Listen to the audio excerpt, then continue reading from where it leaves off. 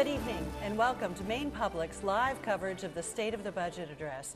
I'm Jennifer Rooks here with Maine Public's chief political correspondent Steve Missler, and we're live at the State House in Augusta, where Governor Janet Mills will speak before a joint special session of the legislature. She's expected to speak for about an hour and highlight her plan for running Maine's government during her final 2 years in office. Steve, I imagine there have been some last-minute changes to this speech given what happened today, the freezing of grants by the Trump administration. Yeah, that's right. It's really thrown all states into a sense of chaos because federal funds and grants that are supposed to flow to the states have effectively been stopped.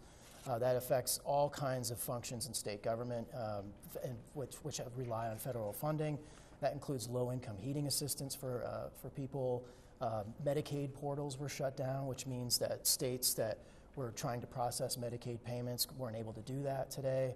There's been, this is a big crisis in Congress too, because it's basically a constitutional crisis, and there's going to be some legal disputes. The governor's already put out a statement about that, and I expect that she'll probably highlight it in her speech as well. We're sitting here and we're talking about the State of the Budget Address, but often we're saying it's the State of the State Address. What's the difference? Well, the State of the State usually occurs in years where there's not a budget proposal. And Maine works on a 2-year budget, and this is the year where we need to have a budget in place by July 1st in order to fund government for the next 2 years. All right, so Governor Mills is going to outline her priorities and what she's put in her budget, but the budget's actually been out for a little while, and you've covered that. Let's start with the Democrats. What are Democrats saying about this proposed budget? Well, they've been pretty quiet, and that's because there's a series of cuts in this proposal to deal with a $400+ million short or projected budget gap in the next biennium.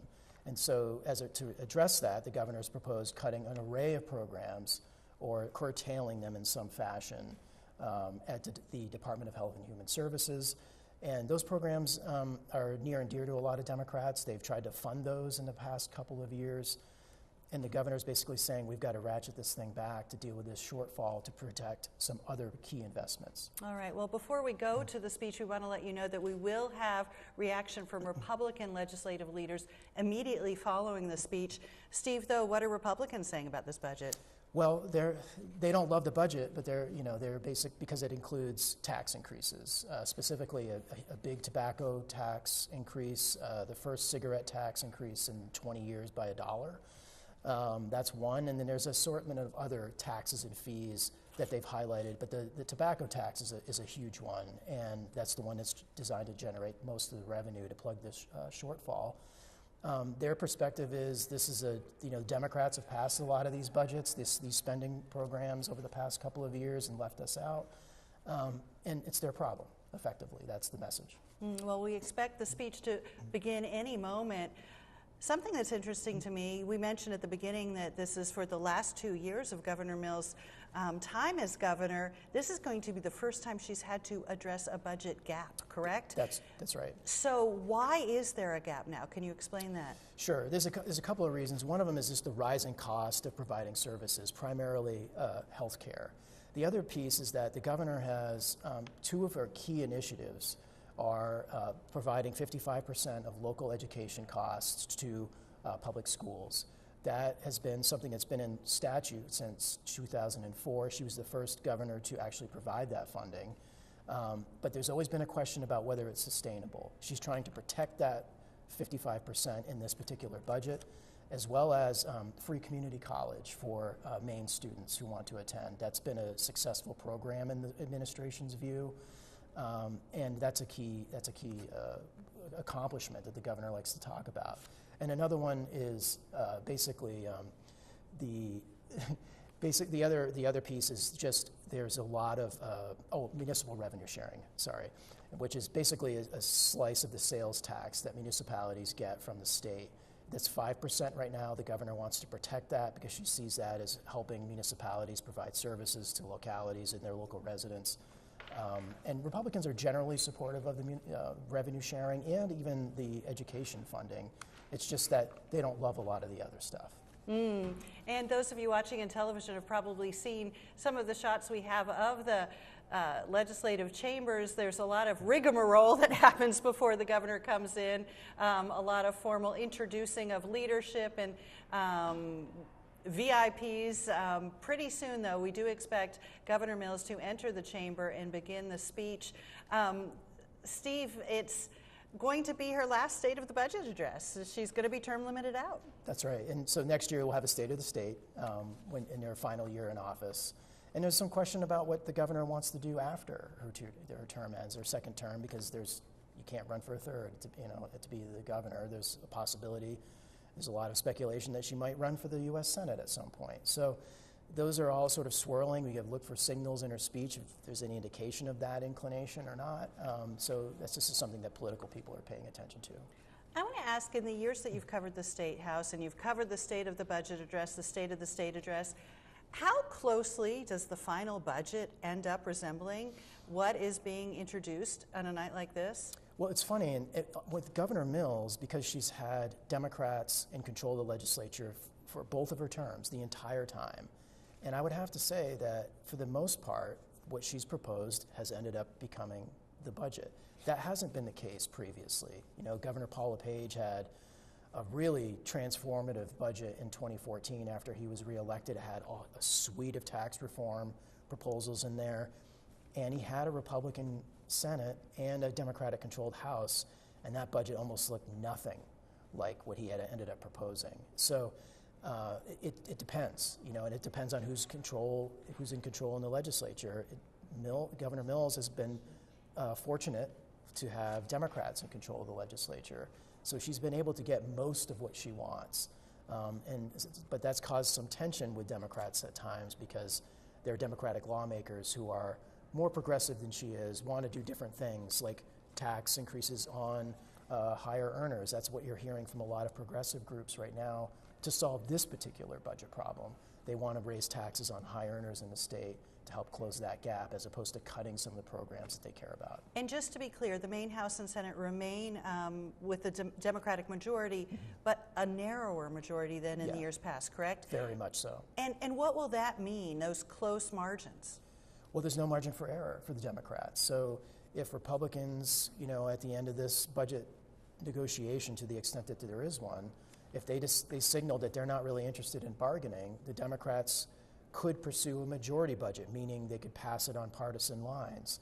And they've done that. They've done that for the last two budgets, and they may end up doing that again. But the problem is that you got to get all the Democrats not only voting for the proposal to get it over the finish line, but you also have to make sure they show up. And we only have like a 5-seat majority in the House and a little bit larger than that in the Senate. The margin of error is quite slim. You mentioned some of the programs, policies that are really important to Governor Mills, including the 55% funding of local education and the municipal revenue sharing. I'm thinking about a couple of things that have happened in the last 5 years that are really, we're sort of progressive for Maine. One is the free school lunch for everyone, and also now the free community college for Maine high school seniors. And I'm wondering if those are up for negotiation, or does Governor Mills also see those as really something she is committed to making permanent? Yeah, it's the latter. She wants to, in this budget, she's trying to protect both of those initiatives, the free school lunches and the free community college. In fact, she's trying to make it permanent in this budget. And what's interesting about that is that Republicans, I think, really like that program, and they've been very supportive of it. And so, I think when you hear her speak tonight, she may be trying to remind them of that. Like, these are programs that you guys support, and let's try to fix this together. I think that's going to be part of her message. It's not quite clear to me, at least from the signals I've received so far, and with the statements that the Republicans have said, whether or not they're going to play along with that or not. Well, if you're just joining us now, my name's Jennifer Rooks. I'm here with Chief Political Correspondent Steve Missler. We are waiting for Governor Janet Mills to come down the hall and give her State of the Budget address. She's usually pretty prompt, so it should be any moment now. The halls are filled with protesters, a lot of conservative protesters dressed in black and protesting any kind of budget hike, any kind of larger budget. Steve, where do Republicans want to cut? That's a great question, because they're not really outlining any sort of proposal. They may end up doing that, just to sort of show, like, here's part of our plan. But, as I said earlier, I don't know that they have much incentive to do that. And their messaging strikes me as such, basically saying, this is Democrats, this is what they're doing, and it's their problem. That seems to be the message. But then maybe they'll have some ideas later on, but not, so far they've shown no indication of that. Right, and there's some serious problems and serious issues that the legislature really needs to tackle. One is the number of nursing homes that have closed in Maine recently. Right. Yeah, seems to be a perennial issue, or at least in the last few years. And that's I'm not sure how that's addressed in the budget per se, but it's probably, if it is, it's probably not going to be enough to actually address the totality of the problem. Yeah, and we're looking at a new report out just today saying that, we all know that Maine needs more housing, that the state, as fast as it's trying, is not building housing fast enough, and we may see a change in the way that state government presses and cajoles and even punishes towns and cities that do not encourage more housing. That's right, and that happens to be an issue that's very near and dear to House Speaker Ryan Fecteau, who's returned after being term limited. Housing has been a key issue for him when he was Speaker the first two times, and I suspect it'll be an issue for him this time too. It's also an issue that affects a lot of people, right? As you mentioned, and it touches everybody. There's been a problem with homelessness in this state as a result of some of the housing crisis and the rising costs. I mean, there was some data in the Portland Press Herald the other day that showed like the median price in each county, and it is stunning to see how much a house costs, even in places like Piscataquis County. These are places where it used to be you could get a huge house for not a lot of money, but that's just not the case anymore. And this, of course, a critical issue for the state because workforce is tied to this. When we hear about a nursing shortage, a teacher shortage, a law enforcement officer shortage, manufacturing. When we hear this, we hear employers say, we try to recruit people, but they don't have housing. And so it's really one of these snowballing issues, very important, but how does the state help solve it with a budget gap? That's exactly right, because a lot of the thinking is that you need to encourage or provide subsidies, at least with the Democrats, that you have to provide subsidies and that sort of thing in order to address the housing problem. Republicans take a different view. They believe that there's market forces that are at work and that government intervention actually inflates the problem.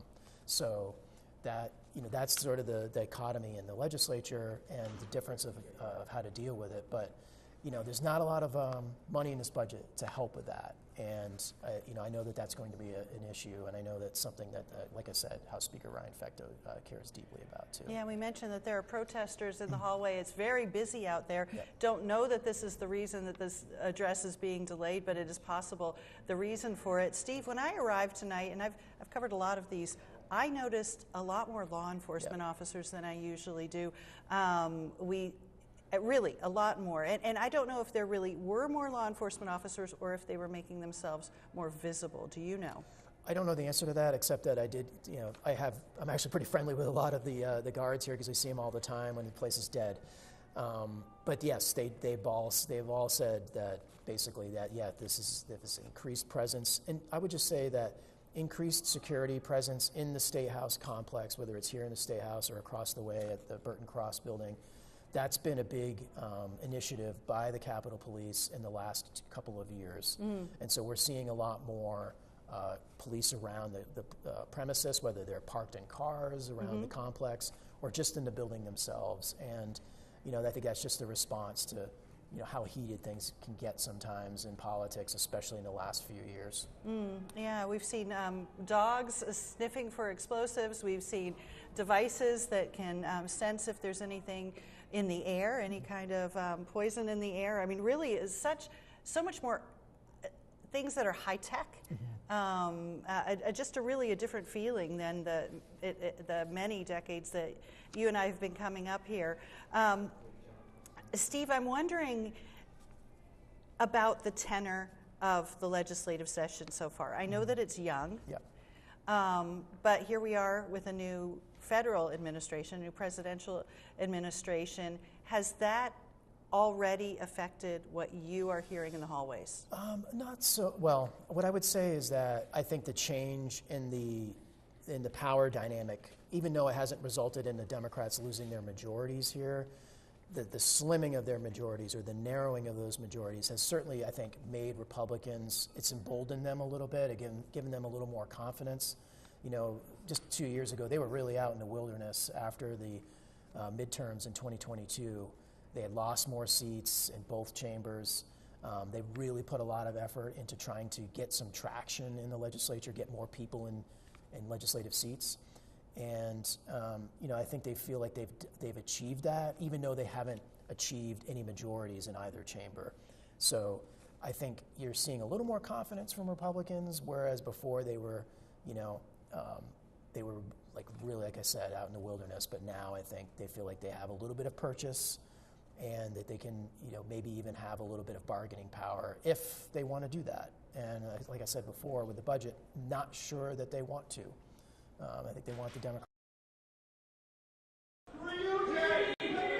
And here comes Governor Mills.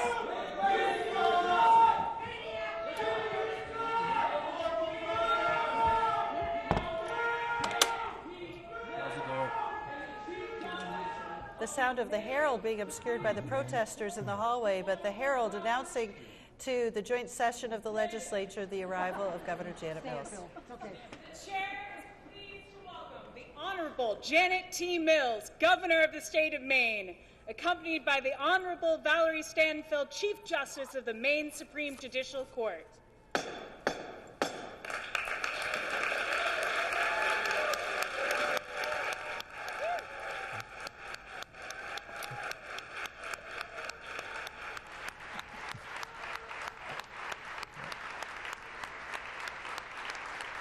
Governor Mills arriving in the legislative chamber, of course, greeting leadership, hoping to get to the dais as quickly as possible given the delay.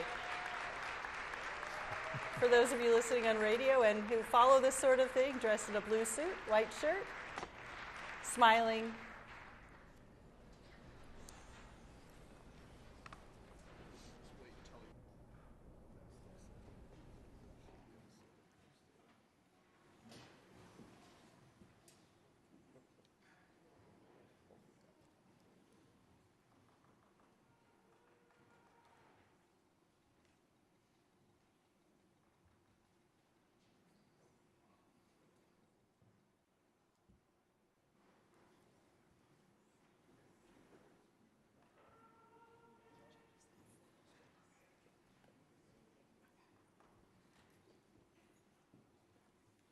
The chair would like to thank this evening's herald, Specialist Keegan Wyman of the Maine Army National Guard. When he hopefully arrives in the balcony, we would love to rise and greet him from the convention. Again, we would like to thank the Specialist Keegan Wyman of the Maine Army National Guard. Would he please rise and accept the hearty greetings of the convention?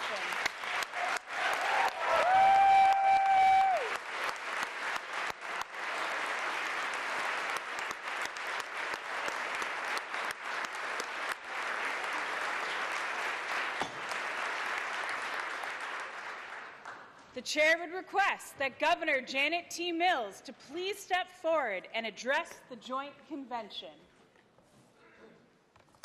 Thank you. Thank you. Oh, okay.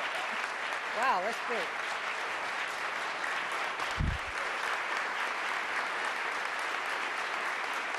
Thank you. Thank you, thank you. Madam President, thank you.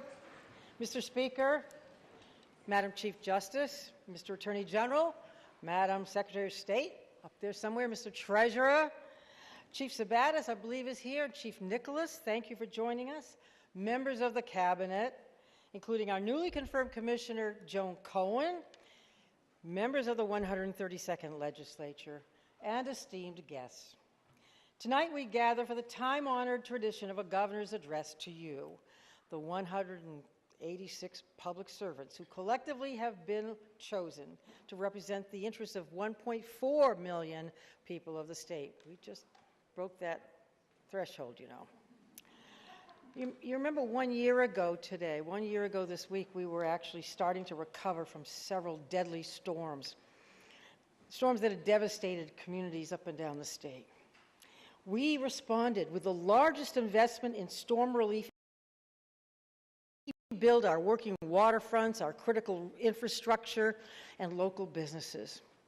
That funding that you all authorized was significant, but it was merely a down payment the violent storms of the future. So as the very first measure of this session, we've come together again to introduce LD1, a bill that directly responds to the interim recommendations of our Rebuilding Commission to prepare our homes and public infrastructure against future storms. And so I want to thank Hannah Pingree, Director of my Policy Office, and for spearheading this measure, and of course Bob Carey, our Superintendent of Insurance, for his contributions to this important legislation. I also want to thank President Daughtry, Senator Daughtry, Speaker Fecteau, Minority Leader Stewart, and House Minority Leader Falkingham for sponsoring this bill. LD1 is the next step in fortifying our state and our economy from the type of damage that we experienced a year ago and that we are bound to see again.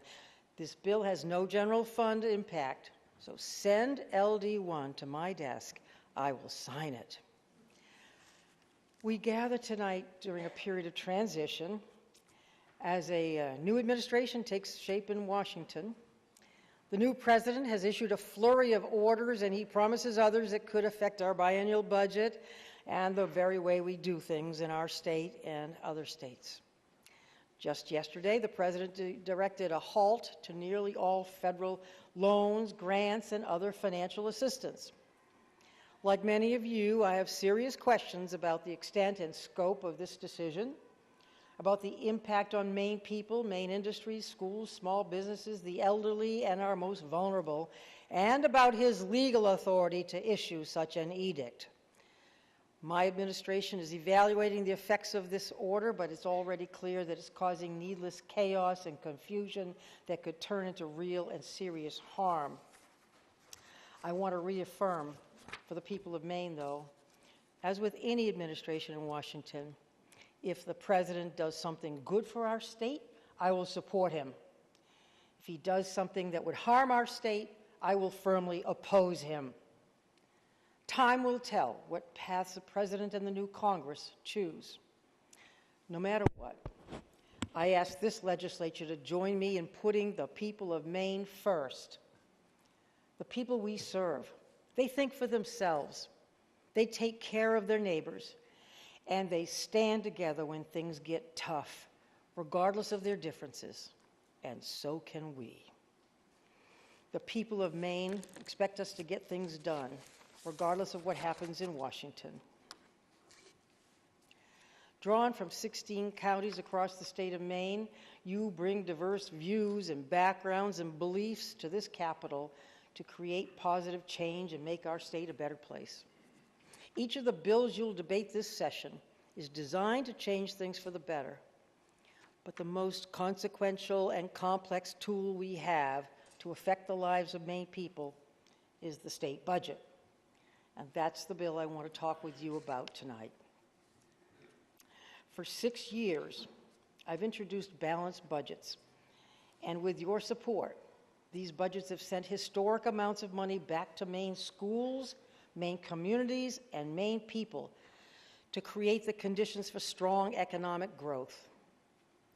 Nearly 40% of state revenue goes right back to local schools and local governments, with the hope that those funds will relieve the burden on property taxes assessed at the local level, alleviating the burden of those taxes and investing wisely in the things that bring jobs, that expand our workforce, and that protect those in need will keep us on the path to more economic growth. Excuse me.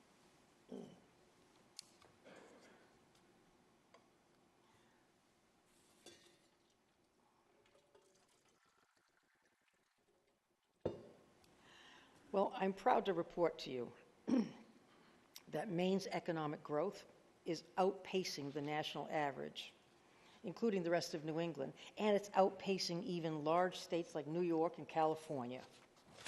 In fact, over the past 6 years, in spite of the pandemic, Maine has experienced more economic growth than it did in the entire 14 years before I took office. Our state's credit ratings have been upgraded to the second highest possible rating after being downgraded during the previous gubernatorial administration.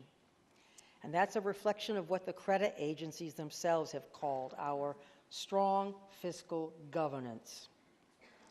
Maine's unemployment rate has remained below 4% for 3 years straight, one of the longest stretches ever. And it's been consistently below the national average. The number of people working in Maine is at an all-time high. The average salary of a Maine worker has increased by more than 25% from 2019 to 2023. Our budget stabilization fund is near its record high limit. In fact, this emergency fund has grown by nearly $720 million since I took office. Last year, more than 17,800 new businesses opened up in Maine. We're proud of that. And one person who's been pretty instrumental in bringing about Maine's remarkable economic growth is Commissioner Heather Johnson, author of our 10-year economic plan, Maine native with national credentials. Commissioner Johnson has championed innovative new businesses, she's promoted free community college, and she's fought for universal high-speed internet for all Maine people, another economic driver and a boon to our state. Now, to my dismay, Commissioner Johnson has announced that she'll be pursuing new opportunities come March. But I want to thank her for her 6 years of hard work making Maine a better place to live. Thank you, Heather.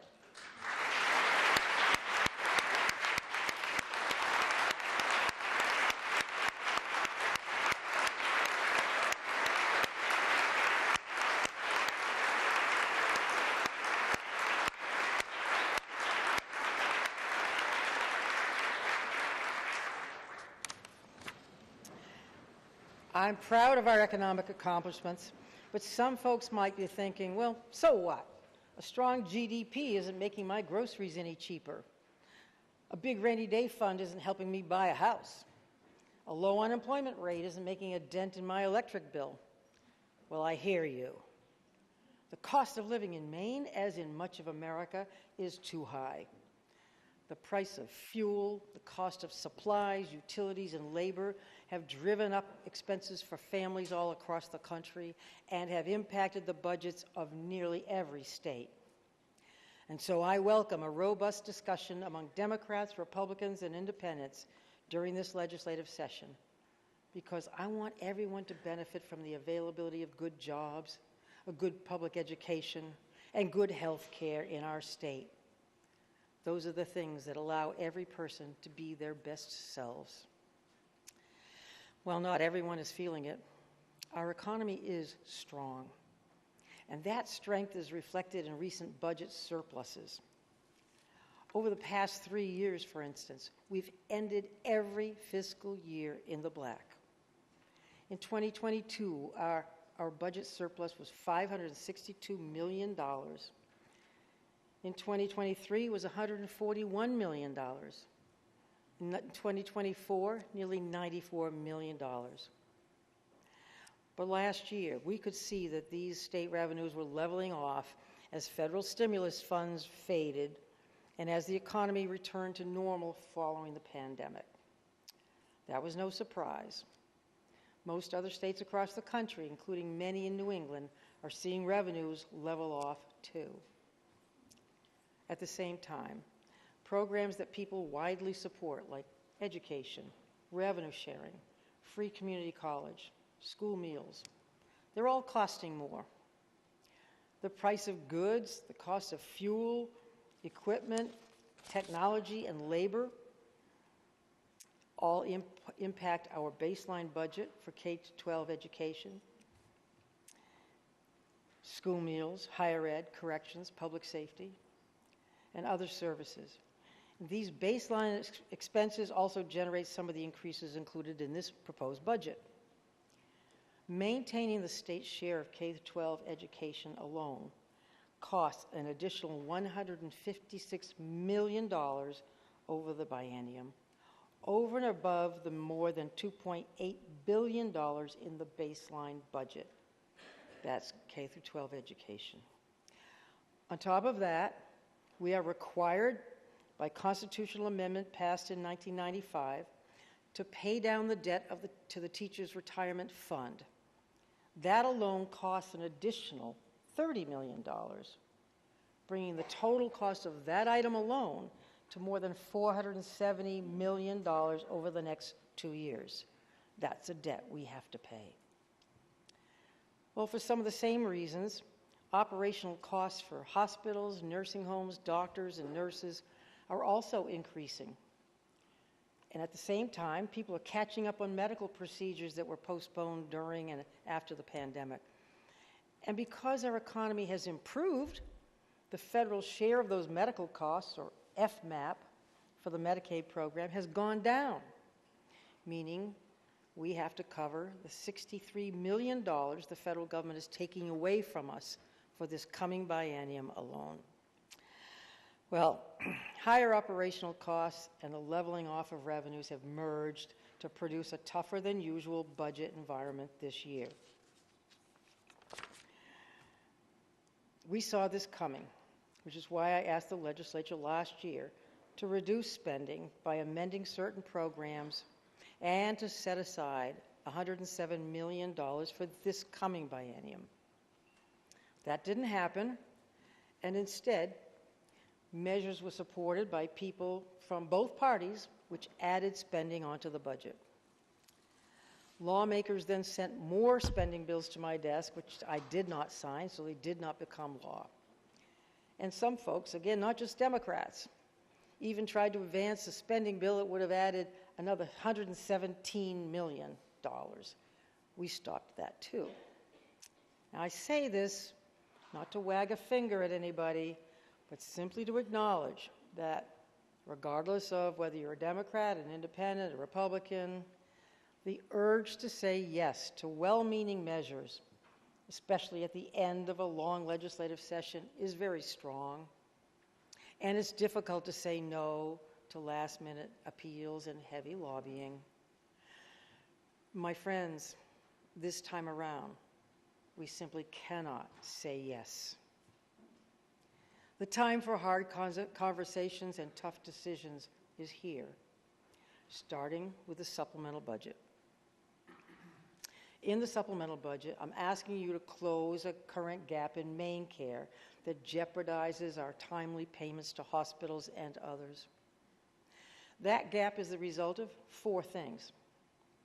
The federal government requiring us to keep people on MaineCare during and after the pandemic, an uptick in medical procedures, healthcare services, as more people went back to the doctor after the pandemic. 3, an increase in the cost of those services because of inflation.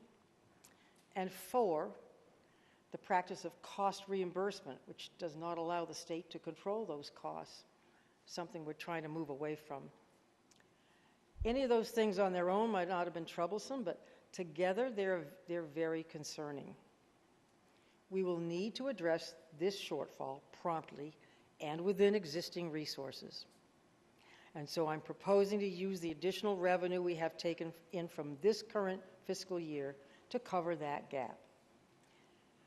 Maine patients and providers need you to approve the supplemental budget in a timely, bipartisan manner to fulfill our obligation to hospitals, nursing homes, and others. Their budgets and their patients cannot afford disruptions and delays. So I urge you all to please approve this funding. Now let's turn to the biennial budget, another place where some tough choices will be required. Look, to fund every program in current law, every bill already enacted, every program already authorized, That would cost a minimum of $11.67 billion over the next 2 years. $11.67 billion. Current law. That actually is very highly an underestimate because costs have actually grown since last October when that number was calculated. On the other hand, the state is expected to take in about $11.2 billion in revenue. I don't have to spell that out for you. That's a budget gap. Now, Maine is far from the only state facing such a gap. In fact, many states are red and blue states both. Colorado is looking at a shortfall of around $750 million next year. Washington State's facing a $10 to $12 billion budget gap.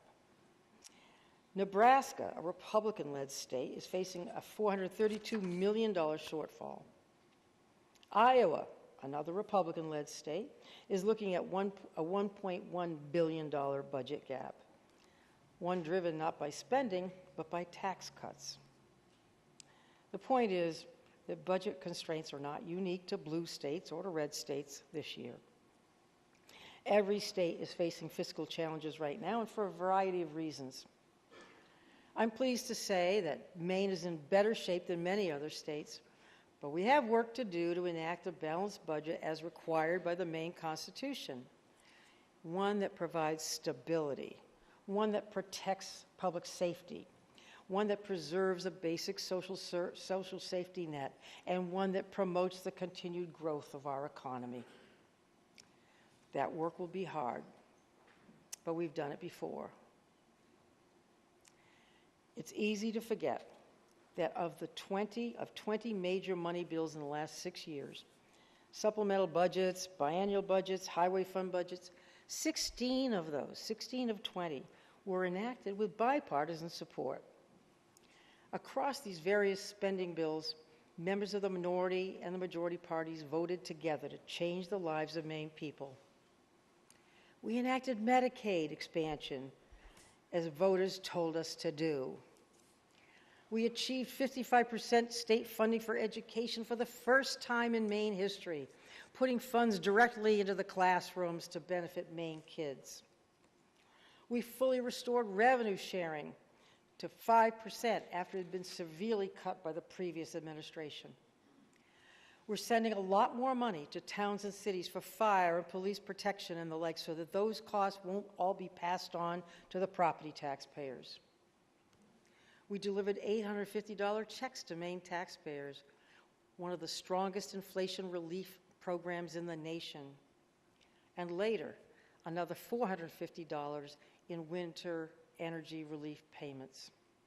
We did that together. We expanded property tax relief to keep more money in the pockets of Maine taxpayers, Maine residents especially.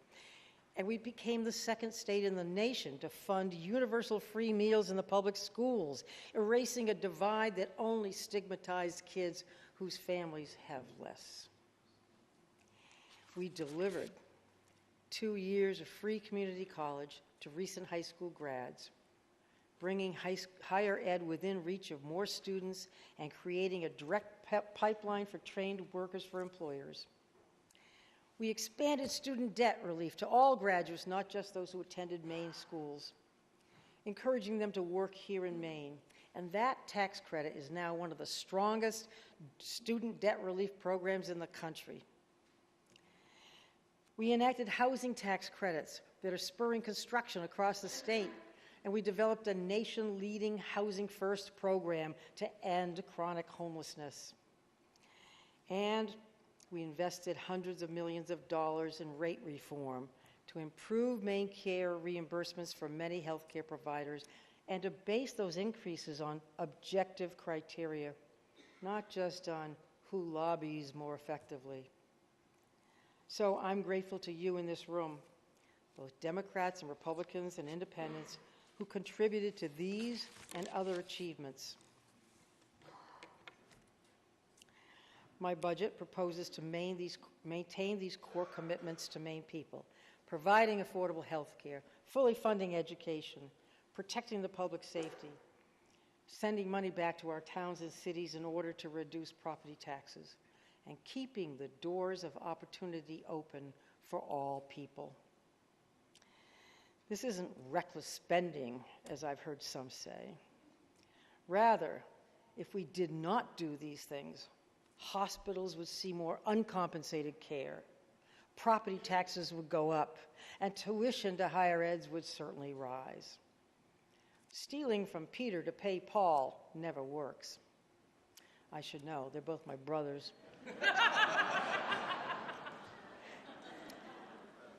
Now let's talk about health care. I've long said that we can't have a healthy economy if we don't have healthy people. We all know it's pretty hard to hold down a job or pay attention to school, support a family if you're sick or taking care of someone who is. I'm proud that we've expanded access to health care to more than 100,000 people in Maine, as the voters told us to do. And that expansion group is funded 90% by the federal government.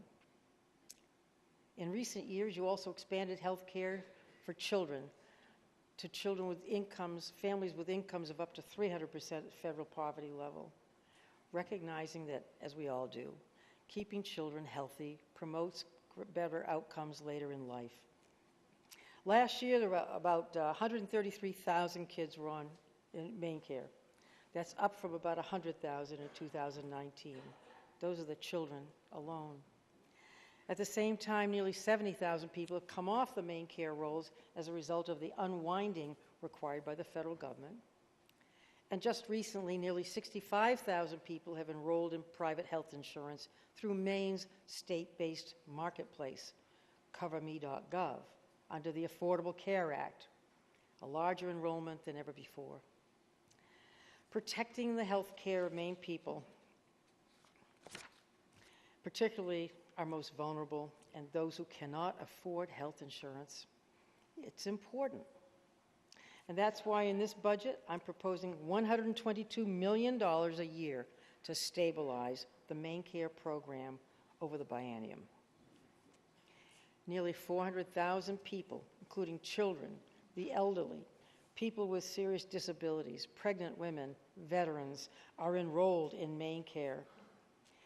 They should not have to choose between getting medical care and going hungry, or going without heat, or being evicted from their home because they've had a heart attack, or had a car accident, or had a cancer diagnosis. In this budget, we're also strengthening our children's behavioral health system, including fully funding a residential psychiatric treatment facility for youth, the first of its kind in Maine, so that kids aren't sent out of state in order to get care. I also propose more money for therapeutic foster care, along with a screening system to better identify children's behavioral health needs. We know that emergency rooms are not where a child's needs are best met. All these measures are at the heart of our recent settlement with the U.S. Department of Justice to improve children's behavioral health services. I read a story recently about a family whose son waited nearly a year for a treatment bed for severe behavioral health needs. His mom, Jessica, said, quote, "We don't have choices, and he's in constant distress. We need to figure this out," end quote. Jessica's right. With the legislature's support, we have invested more than $260 million in recent years to improve these services. With this budget, we can and will do better by children with severe behavioral health needs and their families. Just as health care is a central part of this budget, so too is education. Every child in Maine deserves a good education, regardless of their zip code and regardless of their family's assets. I know you agree. In 2021, with that goal in mind, we met the state's obligation to pay 55% of local education costs for the first time since the voters told us to do so in 2004. It took a long time, but we got there. My budget to keep us there My budget includes an additional $156 million to continue this commitment, investing directly in our schools, teachers, staff, and students, and preventing the entire cost of public education from being passed on to the property taxpayers. Now, I know that sounds like a lot of money, and it is. Fully funding education is the largest cost driver in state government behind Medicaid. In 2019, the state paid nearly $1.1 billion towards the cost of K through 12 education. Having achieved 55%, that total now stands at $1.5 billion per year. It's a fact of life. These costs keep going up, and we have an obligation to our children to pay them. In 2021, we also passed nation-leading legislation to ensure that no Maine child goes hungry during the school day. I'm now proposing another $6 million for a total of $126 million over the biennium to continue this popular program so that no child tries to learn on an empty stomach. Together, we also increased funding for career and technical education centers by more than $20 million over the last 5 years. All of you agree, I know, that's a good investment. And in 2022, we made 2 years of community college free for recent high school graduates impacted by the pandemic. We believed that not only would it allow students to pursue higher education debt-free, but that it would make ready a trained workforce where it was sorely needed in certain sectors of our economy, and that it has done and continues to do. In the 2 years since then, more than 17,000 students have enrolled in Maine Community College tuition-free. Hundreds of those students then transferred to four-year colleges, and they contributed to the highest increase in enrollment in the University of Maine system in 3 years. Cameron Beers of Eddington, a young person who studied welding at the United Technology Center in Bangor. She then used the free community college program to enroll in welding classes at Eastern Maine Community College. After she graduates, Cameron intends to work full-time and take courses at the University of Maine as well.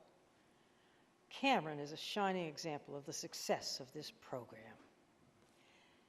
Over the past several years, we've funded that free community college program on a one-time basis to evaluate whether it's working.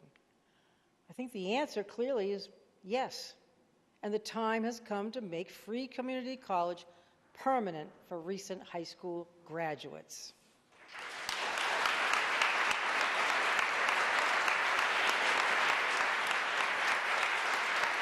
I like community colleges.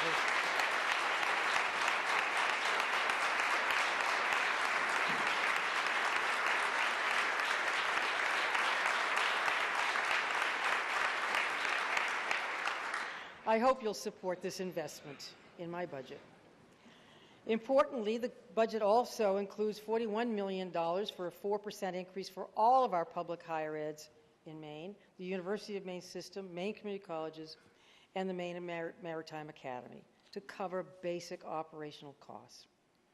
We have to make sure that a college education in Maine remains affordable, and we cannot ignore the economic contributions of all of our higher eds, including the world-renowned research going on at our R1 institution, the University of Maine.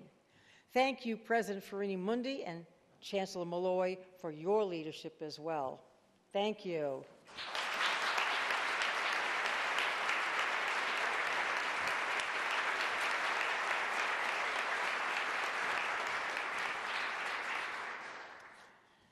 As I mentioned, together we have made historic investments in education to boost our public schools and hopefully fight property tax increases. In 2022, we also made historic investments in municipal revenue sharing. Finally, we restored revenue sharing to 5% for the first time in 13 years. Sending more than $260 million last year alone to cities and towns across Maine. By contrast, in 2019, revenue sharing was only $74 million to our cities and towns. My budget includes a total of $561 million to maintain the statutorily required level of municipal revenue sharing. That's about $284 million a year going directly back to cities and towns in 2027. And that increase makes a big difference to our communities. As Auburn firefighter Michael Scott said a few years ago, quote, "Any additional revenue coming into the municipalities that doesn't come straight from property taxes always makes it a little bit easier for the municipalities to figure out their budgets," end quote. Now, with these large increases in funds coming from state government, I fervently hope that towns, cities, and schools will find better ways to share and coordinate services and personnel, regionalize programs, save money, and reduce the burden on our property taxpayers. Stabilizing property taxes is important, and we also have to bring down other costs related to home ownership. You passed, and I signed into law, expansions of tax relief programs like the Property Tax Fairness Credit, the Homestead Exemption, and the State Historic Rehabilitation Tax Credit to promote housing development. You also passed, and I signed into law, historic new tax relief programs like the Affordable Housing Tax Credit, sponsored by Speaker Fecteau.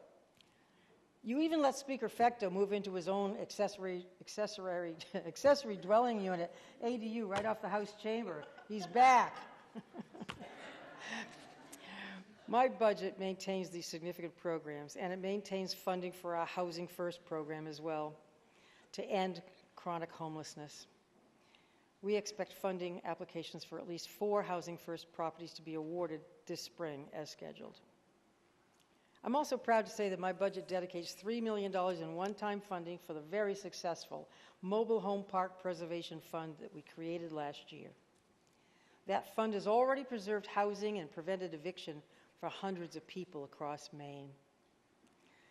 Zach Walker, who lives at Blueberry Fields Cooperative in Brunswick, which was recently purchased by the residents, says he's been, quote, basking in the security that we'll never have to worry about what's going to happen in the future, end quote.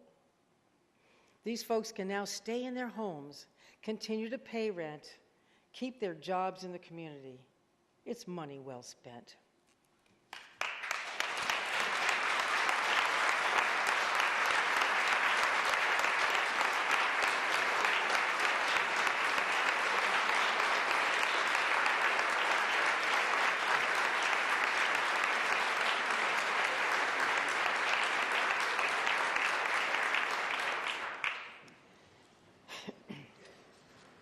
The budget also invests in public safety. After the tragedy of October 25th in Lewiston, we established a commission of distinguished experts, as you know, to determine the facts surrounding that horrific event. Following their report, we authorized an independent after-action review of the law enforcement response as well. That review recommended measures to improve communications and coordination in the event of another such tragedy. We are requesting in the budget some additional positions to meet those recommendations and to strengthen our response to future emergencies. As an aside, the Lewiston Commission also noted that Maine's extreme risk protection law, so-called yellow flag law, could have been used to remove the perpetrator's guns before that tragedy occurred. And last year, we strengthened that law to clarify and streamline the process further. Last week, advocates submitted signatures to force a referendum that would directly undermine our current law. Opponents of the current law argue that family members should be allowed to petition the court for removal of a weapon, not just law enforcement, that a mental health assessment is not necessary, and that maybe it stigmatizes people with mental health issues. Well, I agree that all people with mental health issues are not violent, and And our law does not require a diagnosis or lengthy exam. It simply asks a medical provider to understand a person's frame of mind and determine whether that person poses a threat to themselves or others. Now think about this. The words suicide or suicidal were used more than 300 times by law enforcement to describe the state of mind of the individuals whose weapons have been removed by court order in recent months. This law is not a burden. These are folks who are in crisis, and now, thanks to the mental health assessment, they are now being connected, perhaps for the first time, to Maine's mental health system. The law provides due process, and it will survive legal scrutiny. And I don't believe a private citizen should have to navigate what can be a complex and confusing court procedure by themselves, especially when they're in the middle of already difficult circumstances. I believe it's the government's responsibility, not that of a private citizen, to protect the public from gun violence. Right now, law enforcement officers across Maine are taking this law seriously. They've been trained. They're using the law on a daily basis to remove firearms from those who should not have them. 672 times as of yesterday. As York County Sheriff William King put it, quote, "People are getting used to it. Spurwink put out a step-by-step process that's awesome for us and very clear about what to do and when to do it. It's becoming easier for us to implement the law," end quote. I stand by our current law, which was passed with a near unanimous support of the legislature. It's working. It's saving lives every day.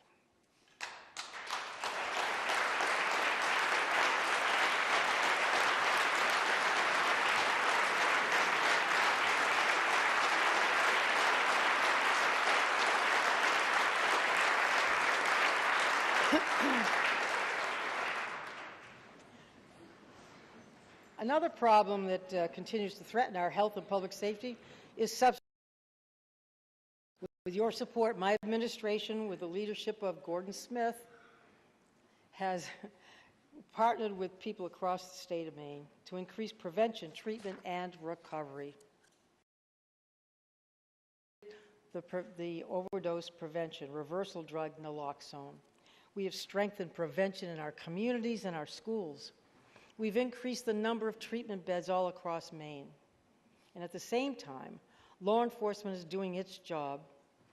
They've taken nearly 200 pounds of illegal drugs off the streets last year alone, nearly 40 pounds of methamphetamines, and 35 pounds of fentanyl. Pounds, ladies and gentlemen. The problem remains. But Maine saw a 16% decline in fatal overdoses in 2023, one of the nation's largest decreases. And last year, overdose deaths declined by another 19%, 116 lives saved. We are saving lives, and we won't rest until this problem is solved.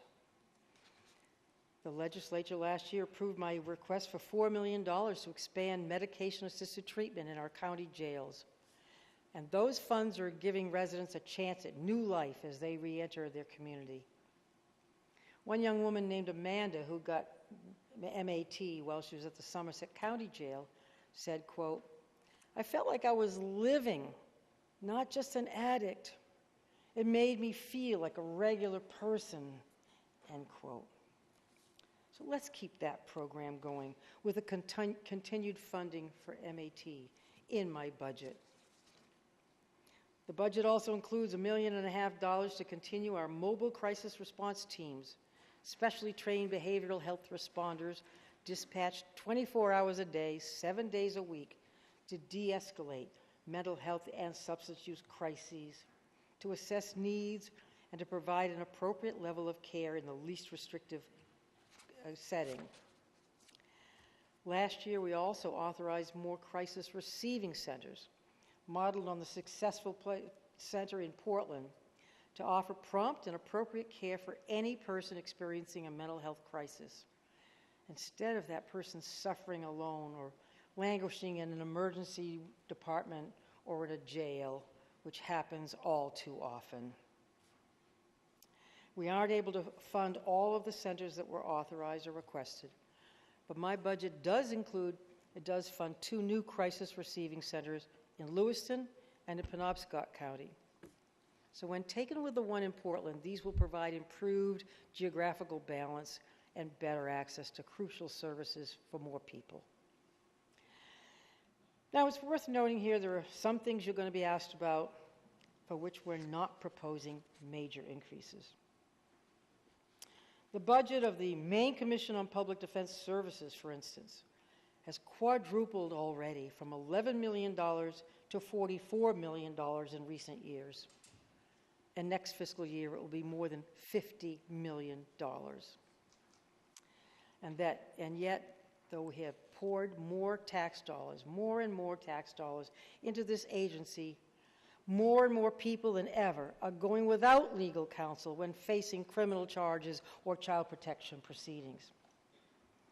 The number of criminal defendants who lacked representation reportedly skyrocketed by 658% in 1 year alone between 2022 and 2023. That doesn't make sense when there are about 4,000 lawyers practicing in Maine, that only 130, according to the report, are rostered to take new cases. Many individuals are facing domestic violence charges, and the criminal defense bar is asking that these unrepresented and potentially violent people just go free. Well, I agree with the Chief Justice and others who said that this is a crisis. And because it's a crisis, the Public Defense Commission must do a lot more to find lawyers immediately for people charged with crime. That means getting rid of arbitrary caseload limits, restrictions, rules, rostering requirements, none of which is constitutionally required. It means accepting help from the judiciary and finding capable lawyers to take cases, rather than resisting that help. And it means allowing the newly created public defender offices, which have shown some promise here in Kennebec County, to handle the volume and the type of cases that need to be handled. The current system has become a disastrous example of the perfect becoming the enemy of the good, you know? Because just a few years ago, we had all the lawyers we needed, but not enough accountability. Now we have a system that's so focused on rules that it has driven away the lawyers. The Commission they want tens of millions of dollars more in the budget. But first, the Commission must change. Now, my administration spent months carefully developing this budget, a budget to protect the programs that you have embraced and to protect the long-term fiscal health of the state. Ultimately, we took a balanced approach, one that made some investments, that proposed some savings, and that made some targeted revenue increases. To reduce spending, we are proposing changes to programs primarily within the Department of Health and Human Services. Listen, those decisions have not been easy to make. Believe me when I say that despite having invested more than $56 million just in child care, I do not like having to reduce the stipends that were doubled just last year. Despite having invested more than $500 million into improving Maine care rates, I do not like having to suspend upcoming cost of living increases for health care providers. Despite expanding pre-K options all across the state, I do not like having to propose scaling back the increases in state funding for Head Start. Despite having stood up shelters and provided other subsidies, tax credits, and loan programs for housing, I don't relish the idea of scaling back the general assistance payments that go to housing. Despite having increased the pension deduction for retirees threefold in 3 years, I don't like having to modify it for anyone, even if only for higher income retirees. But we did not set out to achieve savings in a careless way. Instead, we've tried to be purposeful. Wherever possible, I've proposed amending programs that have not yet been implemented so to make these changes less disruptive. Or I've proposed scaling back programs that have become more expansive in recent years. Or scaling back state dollars where federal dollars are available. All these are worthwhile investments I wish we could continue at higher levels, but we simply cannot sustain all of them. Now, just as I don't like proposing cuts to programs, I also don't like proposing revenue increases, even targeted ones. But if I had to consider a revenue increase, I decided that I wanted it to be specific and purposeful rather than broad-based. And I wanted it to provide some social benefit in return. That's what the cigarette tax achieves. You know, Maine has the highest adult smoking rate and the second highest youth smoking rate in New England. We also have the cheapest cigarettes of nearly every state in New England, and we haven't raised the cigarette excise tax in 2 decades, unlike every other New England state. When cigarettes are a leading cause of cancer, heart disease, and stroke, and when more than 1/3 of Maine cancer deaths each year are caused by smoking, our current policy just doesn't make sense. Recognizing that a higher cost to cigarettes can dissuade some people from smoking, especially young people, my budget proposes a $1 increase to the cigarette excise tax. A $1 increase for a total of $3, which puts us in the middle of our New England neighbors, which is still relatively low. Now, I've heard some of my Republican friends criticize this proposal. Republicans oppose all tax increases. I heard some folks huff and puff, no pun intended. Well, remember how earlier I said that Republican-led Nebraska is facing their own budget problems? Well, their Republican governor, like your Democratic governor, has proposed an increase in their cigarette tax too. So not all Republicans oppose an increase in cigarette taxes, just to be clear. And look, I understand your concern about the impact on low-income people, and that really you would like to make it as cheap as possible for people to smoke.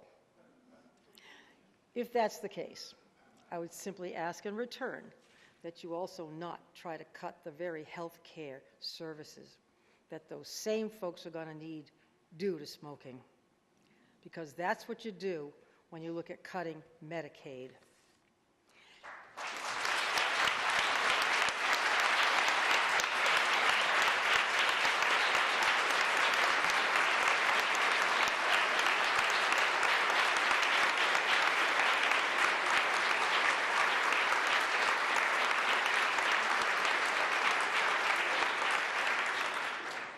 You should also know smoking-related medical care costs the MaineCare program more than $281 million a year.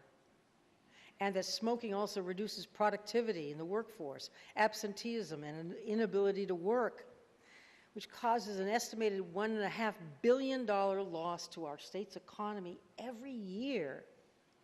That's something. That's taxpayer money that could be saved and productivity that would certainly add value to our economy. Well, you know, on another subject, 2016, Maine voters legalized adult use cannabis by referendum. Despite that, the program was not implemented until I took office. And since retail sales began in 2020, Maine's cannabis market has changed a lot. It's time to change our cannabis taxes, too. That's why I'm proposing to lower the excise tax and increase the sales tax, adjustments that will put Maine in the middle of the pack among states for cannabis taxes. And while we're talking about cannabis, I want to say the time has come to better regulate the medical market with testing and tracking requirements so that those consumers, just like the recreational users, can be confident that those products are safe. If you're ingesting cannabis for medical reasons, you ought to want to know that you're not consuming pesticides or other contaminants that are going to make your health worse. We cannot continue to encourage the wild, wild west of medical cannabis, which is contributing also to the illicit market that has emerged and that needs to be fought across rural Maine. My budget also proposes an assessment on non-municipal ambulance and on pharmacy prescriptions. Now, I know you're apprehensive when you hear the words ambulance, pharmacy, and assessment in the same sentence, but let me explain. First, it's important to note that these are not charges that ought to be assessed or passed along to consumers. Here's why. Creating this new stream of revenue will allow us to draw down additional federal funds along with it. We take that new federal funding, turn around, and invest much of it back into higher reimbursement rates for both those ambulances and pharmacies, so they're basically made whole for that cost to begin with. These targeted increases, I think, all told, are reasonable. They raise revenues while leaving the wallets of most Maine families untouched. Look, I have to say, it's not been fun or easy to put this budget together. Something you're beginning to understand, I hope. And again, over all of this is the unpredictability of the federal government, whose actions may directly affect our state appropriations and expenditures and the welfare of Maine people. When I introduced my budget 2 weeks ago, I could hear the collective groans of both Democrats and Republicans echoing in the chambers upstairs. Oh, yes. This is the same pain and frustration my commissioners and I have felt over the past several months as we put this budget together. I know there's a strong desire among some of you to just, quote, tax the rich or, quote, end corporate welfare. I hear you. But I have opposed changing our tax rates, much to the dismay of some of my Democratic friends, because stability and predictability for our people and for entrepreneurs and investors looking at Maine cannot be overstated. Changing our income or sales taxes in order to raise revenue would discourage investments we very much need to keep our economy on track. Investors are looking for a stable fiscal climate, and they in turn will bring high-paying jobs, raising the standard of living, and growing our economy. In the long run, that's the best way to expand our economy, support all of our people, raising revenues consistently. In that same vein, when you say corporate welfare, what I hear you say is you want to do away with incentives that attract technology, manufacturing, or life sciences, for instance, the wave of the future and the producers of future jobs. Well, that too would be short-sighted. To raise broad-based taxes and to cut economic development tools are not winning strategies. Look, to my Democratic friends, I know you don't want to see programs cut. I know many of you would prefer to see us raise more money through tax increases to avoid any reductions whatsoever. But you also know your Republican colleagues on the other side of the aisle don't want to do that, do you? Okay. And to my Republican friends, some of you say you don't want to raise any revenues, even in a targeted way. I know you'd prefer to cut more programs and to bridge the gap and avoid any and all tax increases. But you also know your Democratic colleagues on the other side of the aisle generally don't want to do that, do you? No. Thank you. So where do we go from here? I've put forward a budget that does not rely entirely on either revenue increases or cuts to programs. Instead, it does both to bridge the gap and continue to invest in things we all support: education, revenue sharing, public safety, higher ed, school meals. Now, I've already heard some of you criticizing the budget before it was even printed. No tax increases, some said. No program cuts, others said. It's easy to stand in front of a TV camera and say no. It's easy to fire off a social media post and feel the good as the likes roll in. But I encourage you to reserve judgment and not create barriers to compromise. Look, I mean, even Old Orchard Beach isn't big enough for all the lines in the sand some of you have already drawn. But it's so much harder to do the work of sitting around the table or the horseshoe, putting forward your own ideas and your constituents' ideas, hearing what folks on all sides have to say, and then coming to consensus to enact balanced public policy. Whether you're a Democrat, Republican, or Independent, that's how I hope you approach these conversations. In good faith, with good ideas, with civility, with an open mind, and ultimately with a commitment and courage to make hard choices. Tonight, I've shared with you a clear account of where the budget stands so that our discussions may commence with a common understanding of the challenges we face. While it's true we have some tough decisions to make in the coming weeks, we also shouldn't lose sight of the strengths of our state and the strengths of our people. I mean, what other place is home to people who can make a living off the unpredictable and uncontrollable elements of life as we do? The fishermen who greet the ebb and flow of the tides, farmers who meet the rise and fall of the seasons, loggers and mill workers who remake the bounty of our forests. What other place is home to scenic downtowns, award-winning food and drink, and vibrant small businesses, thought-provoking art, literature, and music that move the soul, pristine beaches, granite coves, and breathtaking fields and mountains, always within reach? What other places produce stars like Cooper Flagg and his talented brothers from Newport, Maine? I'm sure Ken Fredette knows them.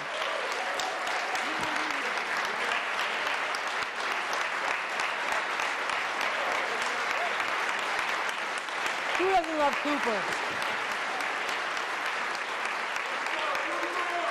Yeah. Go Duke. These young guys, Cooper and his brothers, like they make all of life's achievements seem like a slam dunk. I love them. Or singers like Julia Gagnon, who capture the charm and spirit of our state with her beautiful voice. Clean air, clean water, good schools, yes, safe streets, healthy forests and farms, clear lakes and fish-filled rivers, sturdy waterfronts. A strong economy with rewarding jobs in a state that people want to visit in every season. We know these aren't little things, my friends. We're lucky. We have them all. Let's use this session to protect those things that make us special and keep our state on a stable fiscal course. When we hear anger and acrimony, we should stop and remember the words of our dear friend Dave Mallet, who told us that things, especially things in Maine, are better than that. You know, it's this time of year that the early morning sun confronts the face of the Capitol, breaking through the east-facing facade, crowning it with light. It makes me feel hopeful when I see it, hopeful about the progress of the day and the course of the year. I see faces and I hear voices across every county, town, and city, every corner of the state, all looking to us to manage the finances of the state, to work with civil purpose, to solve problems, to create hope and prosperity, to keep people safe, and to preserve that which makes our state so special. We've demonstrated in the past that Democrats, Republicans, and Independents can put their heads together, and we can get good results. I'm ready to work with you in the coming months on a budget that is balanced, that is fiscally responsible, that strengthens our economy, and that lifts up our greatest asset of all, the people of Maine. Thank you, and God bless the state of Maine.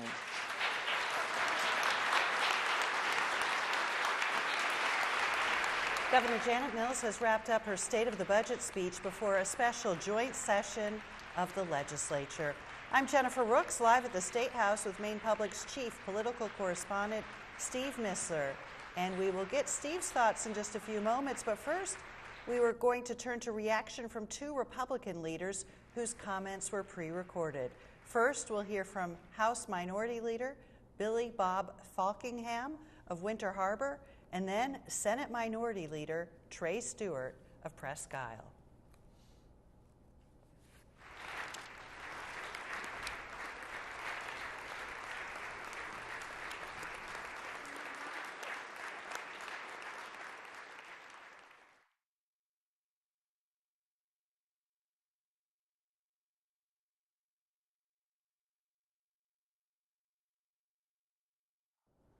Good evening.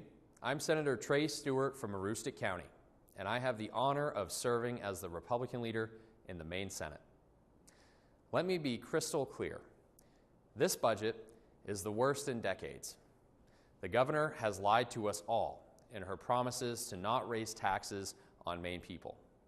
She's proposing a dozen new taxes, including a tax on retirees and a 70-cent tax on every prescription filled in Maine. Let me be clear about one more thing. This budget has 0 Republican votes. We know that Maine is already one of the highest tax states in the country, and Mainers are already struggling to scrape by. This budget throws gas on that fire. Unfortunately, it seems my Democrat colleagues are hell-bent on purporting to be firefighters when they're really the arsonists here. We know you're smart enough to figure that out, though. These proposed tax increases are an insult to the people of Maine, people who have to learn to live within their means, while their government refuses to do the same. People who continue to give and give, only to see the fruits of their labor taken away. It doesn't have to be this way. And Republicans are here not only to ring the alarm, as we have for years, but to offer pathways to unleashing the potential of Mainers to improve their own station. First, let's talk about energy. We believe in a system that prioritizes Maine's people and not out-of-state solar developers and Wall Street hedge funds. We'll fight this session to end the subsidies that you're paying for each month in your light bill that fund unsightly and inefficient solar fields. You should tell our Democrat counterparts to follow our lead on this if you're as mad about this scheme as we are. Next, let's talk about taxes. We don't think your property taxes should go up because some out-of-stater overpaid for your neighbor's house to become their third vacation home.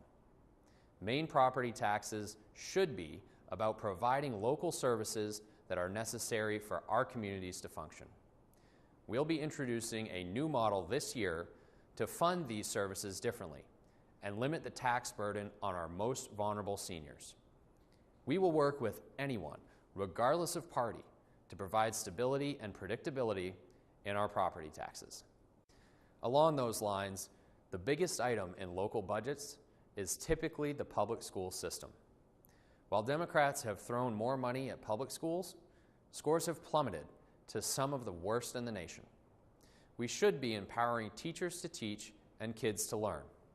By getting back to the basics and common sense in the classroom, we'll see our performance improve. Finally, much of our budget woes are due to Maine being a welfare state. Thousands of people came to Maine to access our far too generous welfare system, costing us millions of dollars in cost overruns. We should have a welfare system that acts as a safety net, not a hammock for the lazy to hang out in without limit. Getting people back to work and injecting accountability into this system is one of our primary focuses this session. I encourage you to pressure our Democrat colleagues to join us. While the budget gap was created by Democrats, we're happy to help them fix it. We can and must do better, and are relying on you contacting your legislators to ensure that they put partisanship aside and do the right thing right now. I've lived in Maine all 30 years of my life and have come to believe some basic things about our state. Mainers are smart, resilient, and industrious. We want what is best for our state and will work to make it happen. If we continue to fight on, we will win. And the next 30 years will be the best yet. I truly believe that our best days are ahead of us, and by charting a new course, we can turn our dreams into a reality that will benefit every Mainer, from Kittery to Fort Kent and every small town in between. Good evening. I'm Representative Billy Bob Fockingham, the leader of the House Republicans in the Maine legislature. Democrats created this budget mess. They turned record tax revenues into a deficit. Instead of lowering taxes, Democrats continued to recklessly spend your hard-earned tax dollars. They abandoned the traditional bipartisan budget process by passing budgets without Republican support. Their irresponsible spending led to this shortfall. Governor Mills says she doesn't believe that the government can or should be all things to all people all of the time. But what this budget says is that she will tax all things and all people all of the time.